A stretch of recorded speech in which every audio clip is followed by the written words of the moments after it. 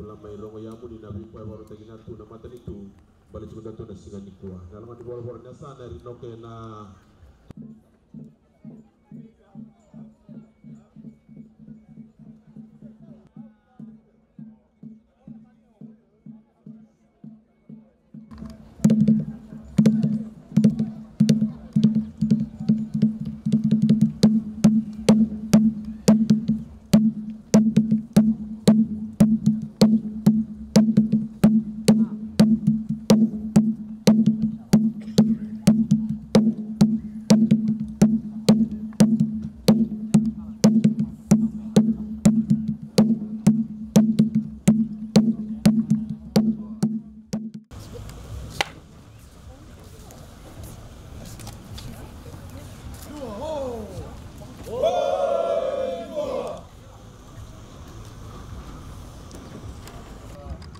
na singa sawo cha dilu tuna le muruta tan ndela ni bonoi bosa ngona le lutuga na le muruta tan ngai maroro ina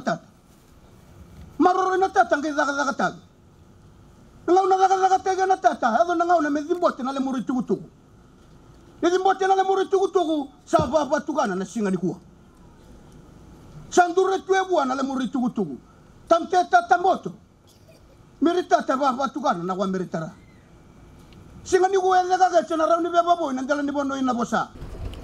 Your Excellencies, members of the Diplomatic Corps, the Minister for Health and Medical Services, Honorable Ifremi Wanganambete, Honorable Ministers, distinguished guests, ladies and gentlemen, good afternoon. Good afternoon to you all. As I said in the vernacular, we are here today to take one more important step in one of the most important things the government can do for its people, and that is to provide the best health care possible. One way we do that is to look carefully at the needs of people in our rural areas. We need to know what their challenges are in getting treatment when they need it. We need to study carefully the ways to treat the most common medical situations close to home. We know that people with the most serious and complicated conditions will have to travel to a larger hospital in Suva, Notoka, in Lambasa. But we also know that we can treat illness, disease and injury close to home and quickly. We can prevent those conditions from becoming more serious. Timing is critical in medicine. And if we can treat people early, then we have gone a long way to providing the best health care we can. This new hospital was once a primary care facility.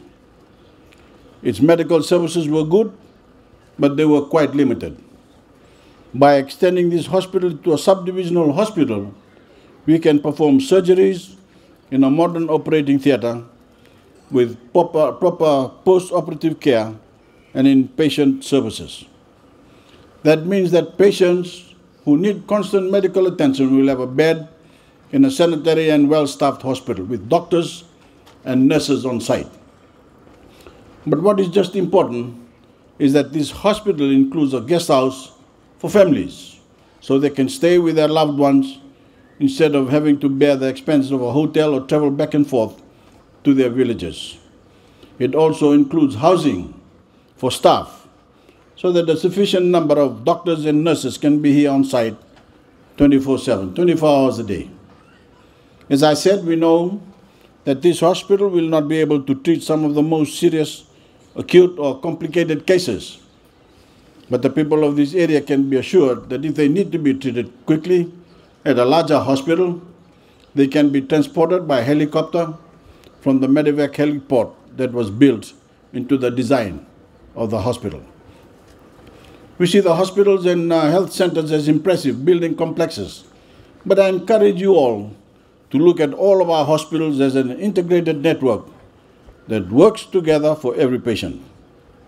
The doctors can consult with doctors from other hospitals and can transfer a patient to the hospital that is best equipped to treat them. The best way to give the people the best health care possible is to create what is really one large hospital network across the country. Fortunately, we have the technology and the transport to make that a reality. The strides made by our healthcare system were most apparent last year when Fiji successfully contained our outbreak of the coronavirus. It has now been more than 300 days since our last case of the virus outside of a border quarantine facility, a record not many nations can claim. Despite the doubts some held, Fiji rose to the challenge of this global pandemic and stopped it from wreaking havoc on our people. More than 2 million lives have been lost to this pandemic overseas, a loss of life that is hard for anyone to comprehend. But we are safe, and we have our healthcare workers and healthcare system to thank for that incredible achievement. As we strive to secure our place in the global economic recovery from this pandemic and immunize our people from this plague, the well-being of every Fijian will continue to sit at the very heart of every decision we make. Ladies and gentlemen, this new hospital will serve 26 villages, 58 settlements, 11 kindergartens and 13 primary and 2 secondary schools. And the people from Bukuya Medical area and the Upper Nangalimare Nursing District can also choose to come here for care. This hospital will make a huge difference for the people in this area, and it will surely save lives. One of the most important objectives of my government has been to eliminate the gap that has existed for so long between the living standards of our rural and our urban communities. We have worked hard to create greater opportunities for rural residents in education and to provide great access to clean water and reliable power, and also to ensure that no one Fijian will ever suffer because they cannot get the medical care they need when they need it. That day has surely passed. I'm proud to be with you today, and I wish the people of Navosa good health and happiness. And abida sa kanang nga Navosa sa may matentutig sa tsukina na walimbula lebu sang ko Navosa Keiyasi binasa ko lebu.